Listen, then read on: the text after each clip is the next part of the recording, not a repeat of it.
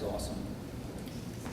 Let me shift now to Brent Brown, who's a very distinguished architect from Dallas, also deeply involved in the civic architecture and the civic thinking about architecture and design in his city, but also has been advising such diverse entities as the City of Rotterdam, has been recognized by the architectural establishment as someone deeply, deeply committed to many of the issues that we're focused on here today, including resilience, including, I'm particularly interested in his focus on human health, which is in very, in shorthand, the next thing when it comes to green building and architecture.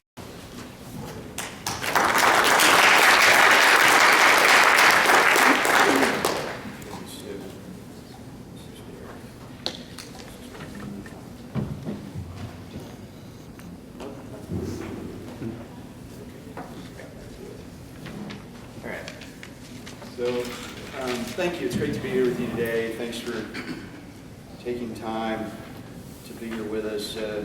Thanks to USGBC for organizing, and to everyone on the committee that helped to put today's different panels together and work. And it's great to share the stage with you guys. So I'm an architect. I live in Dallas. Been fortunate now to expand an idea. bcWorkshop, Building Community Workshop. We keep getting shorter with the name, it seems like every year. Next time it'll just be a red square. But you know, BC is a nonprofit public design organization, and we're working across the state of Texas, and now beginning work here in DC as well. My colleague Omar Hakim is here with me, or maybe, actually he's probably learning in the next room, which is even smarter on his part. I'm fortunate to work with a number of young people. We have staff and fellows in the organization, total 29. And the work that I'm going to be sharing for the most part is their work that I'm fortunate to be able to be a part of.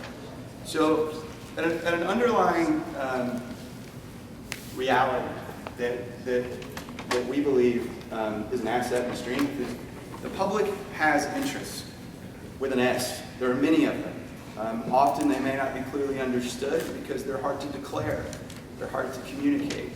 The second fact is that places, cities, neighborhoods, they're designed. And as an architect, it's something that I think we see or we understand, but being able to comprehend the interaction between this ability to express interest, the ability to design a city or design places in ways that are equitable, that not only are physical in supporting the needs of the social systems or our individual, it could be related to health, as was mentioned. But in this case, economically, this is the city of Dallas, and the darker areas represent the higher land value, the lighter areas represent the lighter land values. This is an accumulation of decades and decades of decisions that were designed, whether intentionally or unintentionally. There were choices made that created this situation. So what we believe and what we attempt to do every day is to engage communities and to help engender a design activity that can be just, to build places that are more just. And I think we don't talk about justice enough when it comes to design and the physicality and the shaping that occurs. So it's all about people and it's all about place. The context matters, but it's a focus on people. I think a lot of people say we build cities for commerce, but I think we have commerce because we have people, and we actually build cities.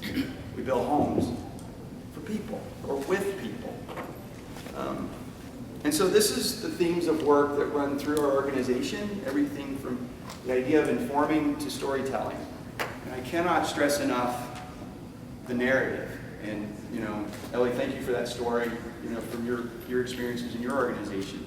The narrative is powerful in communities. And being able to hear that with also seeing the place is a key strength. So here's a few shots of the different kinds of work we do. And again, we gather, we share, we build, using creative ways. This needs to be fun. I don't know how many communities, you say, oh, there's going to be a planning meeting, and they're just like, oh my God, there's a planning meeting, I don't think I'll go. Will anything happen? But the reality of it is if it's fun, and I don't mean that in a joking way, it's very serious. You can begin to express your interests. It could be your worries, it could be your dreams about your house, or about your street, or about your neighborhood, or about your city, or about your region. Scales are very important. So I'm going to use scales quickly to try to run through some examples of engagement work that we've done. So none of this will be a complete story, but it will be highlights of that. So starting at the smallest scale, we all have some form of dwelling, and hopefully all of us will have dwelling if we don't. And so we have this program work with CDC Brownsville that it's called Sustainable House. Now this isn't about sustainability. It's about enabling. It's about the power of choice. And the word able here, I think, is very, very important, the idea of empowering.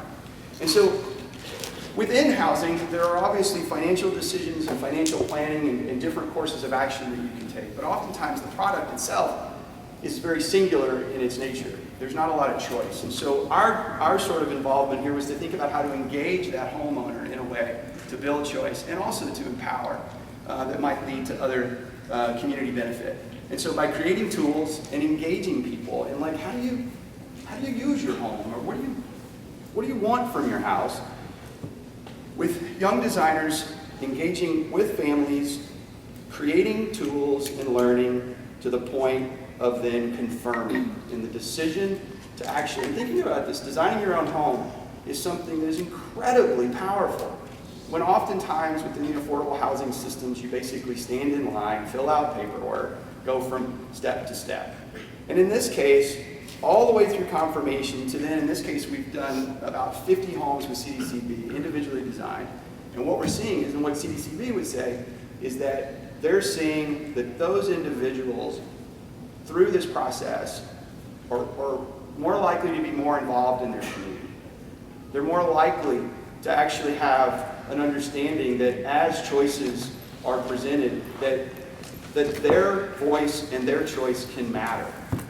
And it's not just it's not just another, it's not just something that has to be accepted. So now moving to the next scale, the street. So this is Congo Street in Dallas, and the street that is very special to me. And this is a picture actually from the mid-'80s. But when I first walked down Congo Street, it looked very much like this 20 years later. And it's a wonderful place that, being able to see the assets and see the beauty within a place, no matter how tired or how weathered it is. And there were plans for the area, plans that people had been involved with. We had not done them, but there had been community planning. But in this case, the street is gone. It's been completely rebuilt within this caricature that starts to say what the future would look like. But for folks that actually own their homes there, they didn't want to leave, right? If you ask someone about their home or about their house and why they choose to reside there, it's because it's home and there's pride. So to see a place comes to understand it at deeper levels. This is a list of residents that date back to each address for literally about 90 years. Beginning to share the stories of the place and begin to make a connection that this house isn't just 4537 Congo Street. It's where Ms. Garrett lived. And so listening is a skill that, we often say is needed, but we don't put enough, I think, practice to it. Practice listening. So there was an empty lot on the street that was owned by a resident, and through the kind of traditional engagement and series of conversations, we came up with a crazy idea together. We'd build a house. We'd just build a house. There hadn't been a house built on Congo Street in literally over 80 years. Small lots, but it was a beautiful place. The dimension that I forgot to point out is porch to porch was literally 26 feet. The houses put their arms around you and held you. It's 1 block long. But in this case, the holding house in red would be built. Families would move into the house while we worked on their home, therefore not destroying the social network and reliance on each other, so there was no displacement. and then you'd move back into your home. You would have thought we had solved like some physics problem when you tried to explain it to people, because they kept going, now what are you talking about? It's like, no, you just build a house, you move in, move back. That's like, how do you do it again? It's like, people on the street got it. And so we went to work, we acted. And the point of action is because so often in planning and design work, it's all abstract and theory and futuristic. 10 years from now, we're going to have a great place. The reality is you got to build stuff. You got to make stuff. And Youth Build is one of the greatest programs, I think, in really kind of coming to bear in communities and being productive. So here's the house really taken today. As it just one little house, 698 square feet. This one was gold, you know, LEED gold at the time. Every other street was LEED platinum when we got finished with it. And we built them all of them for under $65,000. So working with families and designing houses, we worked with those to the point, to a level of completion, and then turned our attention to a street that even though every other street in the neighborhood had been redone, this one had not, because it was going to go away, right? Remember that picture?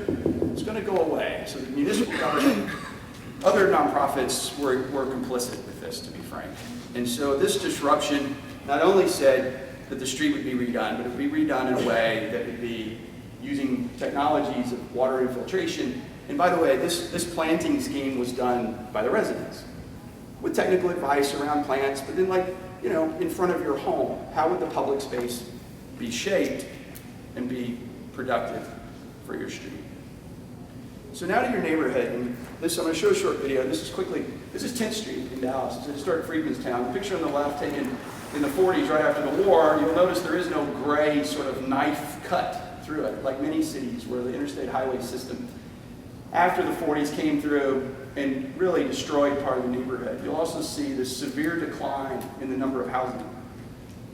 This is a historic neighborhood. It's on the National Register. Since 1990, it's lost houses every year, and today it does not have enough really building anymore to merit being on that. It's a historic district that had preservation policies around it, but has declined. It's one of the only that we can document in the state of Texas history that didn't increase, right, in its benefit from being a historic neighborhood. So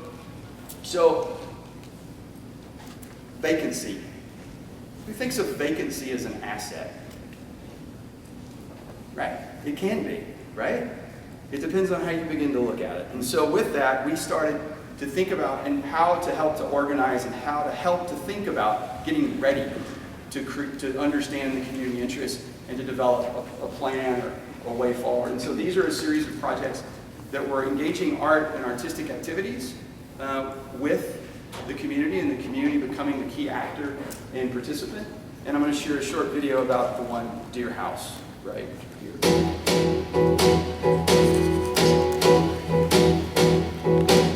We realized the Postal Service will not deliver letters to a vacant house. So we had to create our own version, right? We create a mailbox, we drop them off. And so I'll share this with you. I'm sorry, you can go to our website, you can go to our Vimeo account, so you can watch all the videos on this. But this was a letter that was written by a 7-year-old. And I'll read it for you. It's a little hard to read because of the light. And there was also an art installation and other activities. So I wonder what would happen if people lived in this house. I am so sorry that, I'm sorry, I can't read. No, that no one lives in here for you to be happy. Maybe people would have joy and peace. Terry Camp. It's pretty powerful.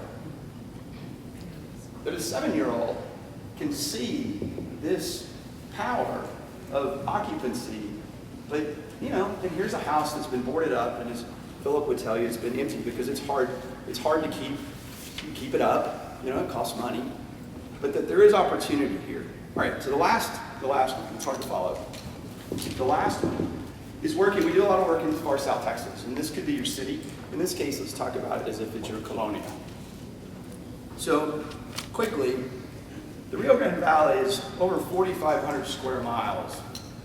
4,500 square miles, a big area. We kind of talk about to get from our office in Brownsville to Parts, it's like it's not how many miles, it's how many minutes, right? It's like 90 minutes or 100 minutes sometimes to go to places where we're working for a day trip.